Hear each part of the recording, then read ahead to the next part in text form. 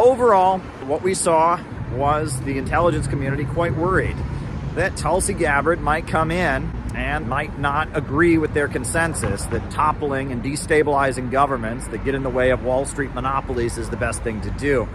Now, one particularly strong moment was when Tulsi Gabbard talked about how outraged she was that the Obama administration had been arming al-Qaeda and al-Qaeda-linked groups. Senator, as someone who enlisted in the military specifically because of al-Qaeda's terrorist attack on 9/11 and committing myself and my life to doing what I could to defeat these terrorists, it was shocking and a betrayal to me and every person who was killed on 9/11, their families and my brothers and sisters in uniform. When, as a member of Congress, I learned about President Obama's dual programs that he had begun really to overthrow the regime of Syria, all to move forward with their regime change and not acknowledging what was obvious at the time and what has unfortunately borne true, which was that a regime change war in Syria, much like the regime change wars in Iraq, the toppling of Gaddafi and Mubarak, would likely result in the rise of Islamist extremists like al-Qaeda taking power. Today, we have an Islamist extremist who is now in charge of Syria, as I said, who danced on the streets to celebrate the 9/11 attack, who ruled over Idlib with an Islamist extremist governance, and who has already begun to persecute and kill and arrest religious minorities like Christians in Syria. I understand. Why that should be acceptable to anyone is beyond me. It shouldn't is be. certainly and not I in our understand, interests. I appreciate your answer, and thank you.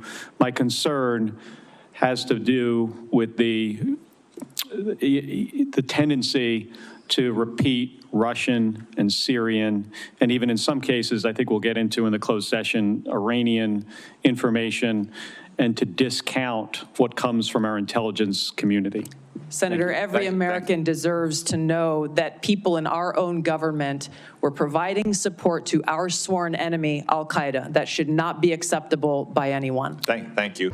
I couldn't help but smile when they kept going on about who paid for her trip to Syria, how it was a Lebanese American who was connected possibly to a political party in Syria that was connected possibly, and it struck me as how this is how the cancel culture of the so-called left or the synthetic left works. You're connected to so-and-so, you're connected to so-and-so, who's connected to so-and-so, and therefore you're responsible for whatever, right? And the idea that Tulsi Gabbard went to Syria and met with people who are hostile to the United States and tried to hear the other side of the story when it came to the conflict, that was presented as if it was a bad thing. I think that's a pretty good thing that she was able to speak to people in different countries and hear the other side of the story. They were quite fired up about her position on Edward Snowden. But let me ask you again, do you believe, as the chairman of this committee believes, as the vast majority of members of our intelligence agencies believe, that Edward Snowden was a traitor to the United States of America?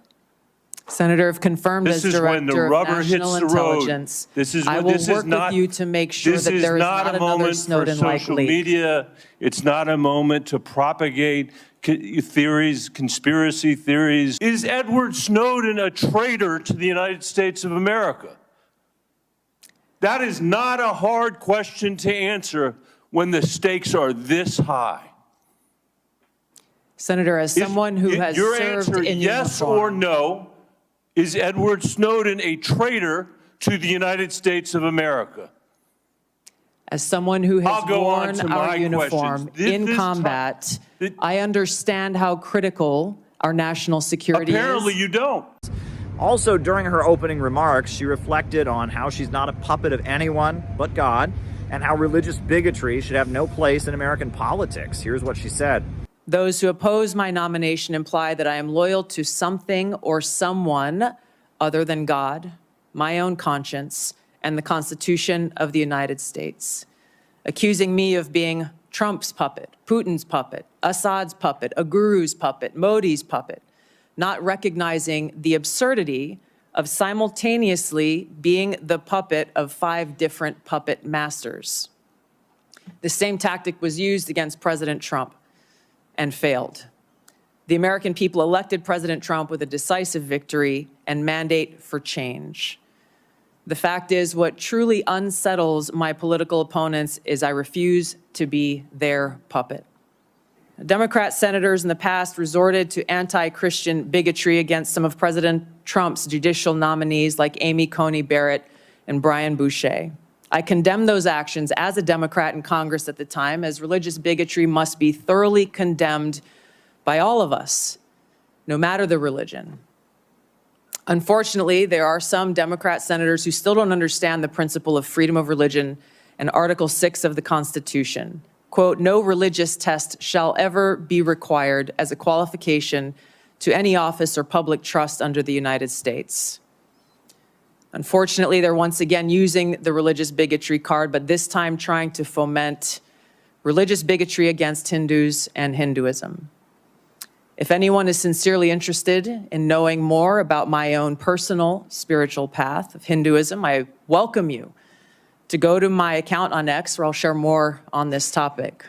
So overall, I'm really glad that I was able to be in the room, and I hope that Tulsi Gabbard does become the Director of National Intelligence, and I do hope that we can accept that there's a new world rising and a new economy in the world, and that it's better for the United States to integrate with this new economy with the BRICS countries than go to war with it and destabilize countries just to keep Wall Street and London at the top of the world. I hope that Tulsi Gabbard can get into office and do some real change, and that maybe U.S. foreign policy can pivot away from spreading chaos and instability around the world and instead move toward creating peace, building bridges, and carrying out economic development in coordination with different countries.